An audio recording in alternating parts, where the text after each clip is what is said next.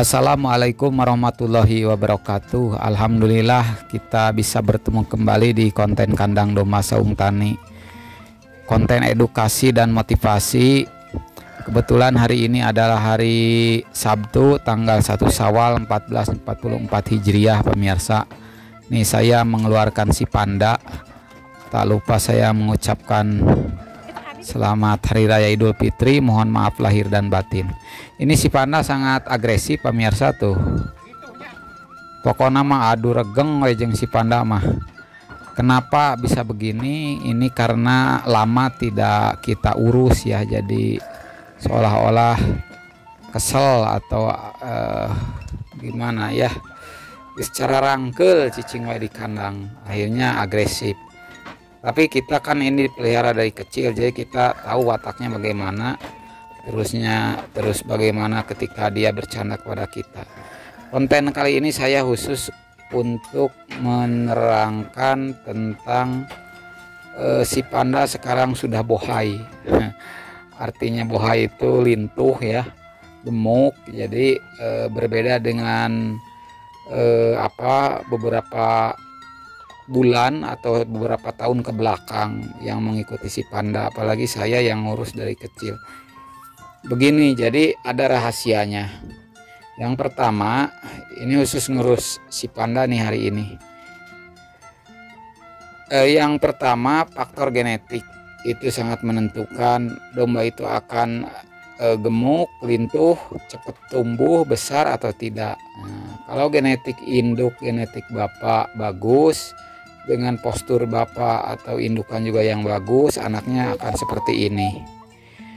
Tapi sebaliknya, kalau genetiknya genetik kecil, pertumbuhannya lambat, seperti domba kacang atau domba Garut, bukan galur murni yang kawinan dengan domba kacang gitu ya, baik pertumbuhan tanduk, badan itu tidak akan maksimal seperti ini. Nah, itu yang pertama adalah faktor genetik sangat menentukan untuk cepat atau tidaknya proses pertumbuhan domba. Lanjut pemirsa, santai sambil ngurusi panda. Kedua adalah yang sangat menentukan selain tadi faktor genetik, kedua adalah ini karena sudah usia dewasa, menjelang dewasa. Jadi faktor usia juga menentukan pertumbuhan domba. Ini domba si panda ini sudah maksimal pertumbuhan tulang. Jadi menginjak usia sekarang 3 tahun, plek genep atau gigi tanggalnya 6 buah. Si panda itu pertumbuhannya tulangnya sudah maksimal. Kalau untuk betina biasanya 2-3 kali beranak. 3 kali beranak rata-rata setahun sekali domba Garut itu berarti umur 3 tahun itu sudah maksimal. Misalkan dari betina, misalkan daraan kelas biasa C misalkan atau kelas kecil, nanti akan bisa 2-3 kali anakan ke kelas B misalkan menjadi besar. Kayak kita saja ini juga sama. Si panda juga begitu, ketika menginjak usia dewasa maka pertumbuhan tulang sudah maksimal, jadi yang kemudian akan bertambah adalah penumpukan lemak. Catat usia pertumbuhan tulang maksimal, usia menginjak 3 tahun, maka dilanjutkan dengan pertumbuhan lemak, penumpukan lemak, yaitu menjadi lintuh atau penumpukan dagingnya padat berisi. Karena apa? Karena begini, kalau usia di bawah 3 tahun domba biasanya masih turun naik bobotnya, bobot badannya turun naik. Karena apa? Karena kadang kalau tanggal gigi saja umur setahun itu kadang seminggu 2 minggu tidak mau makan atau nafsu makannya berkurang, sehingga bobot badannya turun lagi gitu, turun naik begitu. Atau kena mencret, kena nggak enak badan, kadang turun lagi bobotnya, nafsu makannya. Nah, kalau umur 3 tahun itu sudah dewasa, sudah stabil, baik fisiknya, baik kesehatannya dan lain sebagainya, adaptasi lingkungan dan lain sebagainya. Itu kemudian hubungannya dengan umur juga kayak kita sama. Jadi domba juga ketika kecil itu belum kelihatan kemana bentuk tubuhnya, kemana bentuk tanduknya kalau domba Garut. Betina juga tidak kelihatan bagaimana maksimal untuk bagus tidaknya menurunkan anak. Kadang-kadang betina misalkan anakan pertama jelek, anakan kedua bagus anaknya gitu kan. Kadang anakan pertama misalkan betina, anakan kedua ada jantan gitu kan. Kemudian kita ulang anakan ketiga 3 tahun, apakah akan terulang lagi jantan atau akan terulang lagi domba anak-anaknya yang bagus. Kalau stabil bagus, nah itu bisa dijadikan calon mesin ATM atau bibit berikutnya. Kemudian hubungan dengan umur sama, domba juga seperti manusia. Ketika masih perawan, gadis kan lenjang, lempa ya. Ketika sudah beranak, punya anak 1 2 turun mesin, wah geus puguh titinggalian lah. Sudah meral begitu ya. Nah domba juga pertumbuhannya sama begitu. Kita ketika masih perjaka, masih atletis tubuh, tapi sudah menginjak dewasa ya perut sudah mulai meral, badan mulai melebar, pergerakannya mulai kurang kan begitu. Begitu domba juga. Jadi domba mulai usia maksimal pertumbuhan itu adalah dewasa itu 3 tahun. Nah, itu yang kedua. Kemudian lanjut, rahasianya yang ketiga adalah faktor pakan. Ini yang sangat penting. Satu, genetik tadi ditunjang dengan umur, sangat penting genetik. Kemudian perkembangan umur, usia. Yang tidak kalah penting hubungannya dengan genetik adalah pakan. Jadi faktor genetik itu pengaruhnya hanya 30% secara teori. Sedangkan faktor pakan untuk pertumbuhan maksimal itu pengaruhnya adalah 70%. Jadi walaupun genetik bagus, kalau perawatan pemberian pakan kurang tepat dari sisi kebutuhan hidupnya, nah itu tidak akan maksimal, baik pertumbuhan badan, pertumbuhan tanduk, kemudian pertumbuhan atau penumpukan lemak daging. Makanya faktor pakan sangat penting. Dan sebaliknya juga, ketika faktor pakan bagus, kita dengan pakan yang baik, konsentrat dan lain sebagainya, tapi genetiknya genetik jelek, pertumbuhannya lambat, pertumbuhan tanduk juga tidak maksimal, kecil-kecil, sulit keluar, pendek, umur setahun, ya badannya juga tidak maksimal walaupun pakan bagus. Gitu. Dikasih konsentrat, kasih ampas tahu, rumput full, karena genetiknya turunan domba tiklot, domba leutik tapi kolot.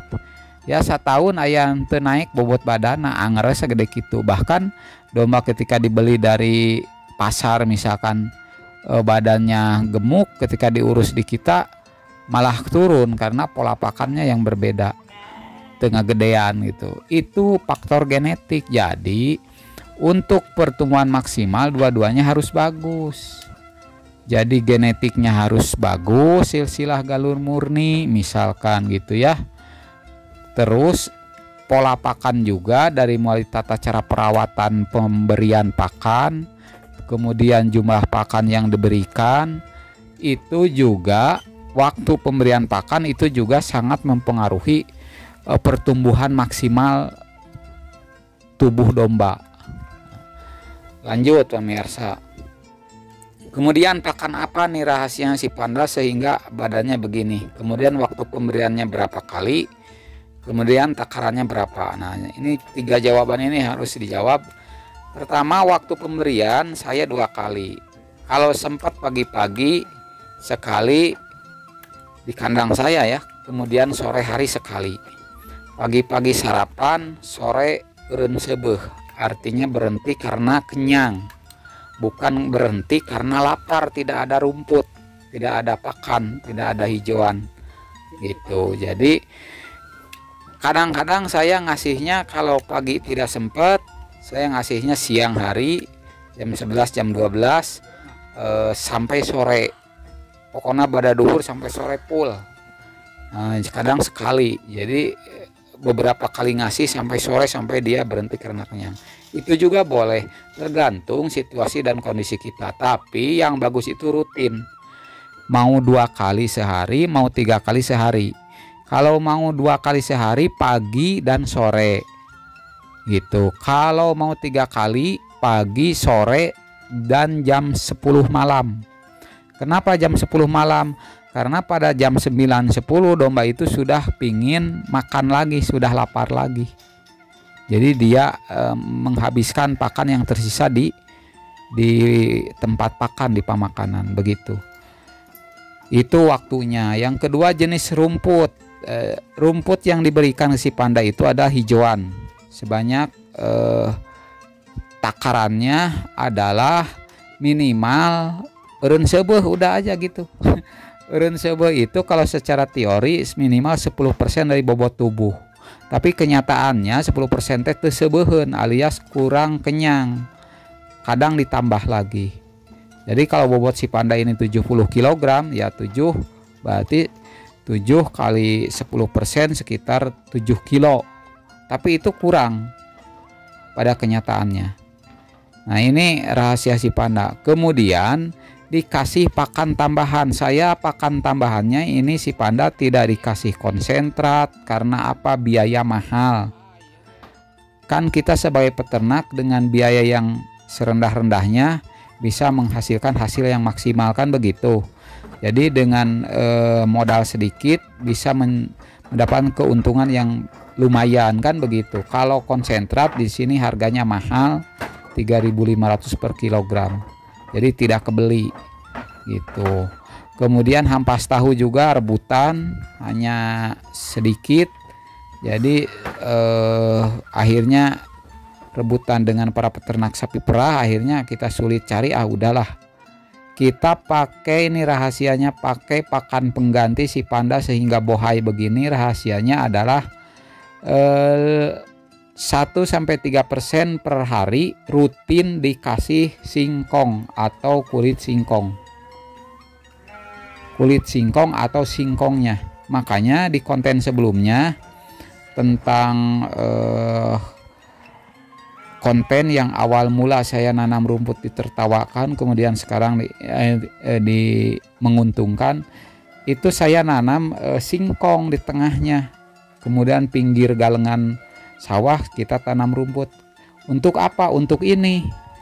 Kalau beli mahal, konsentrat, beli hampas tahu juga susah, maka tanah yang kita miliki walaupun sejengkal kita tanami singkong begitu. Jadi singkong itu untuk pakan tambahan model si panda. Nah, sekarang kelihatan tubuhnya sangat gemuk, bohai sudah kelihatan, dan ini akan stabil mulai dewasa plek 6, badannya akan tetap begini.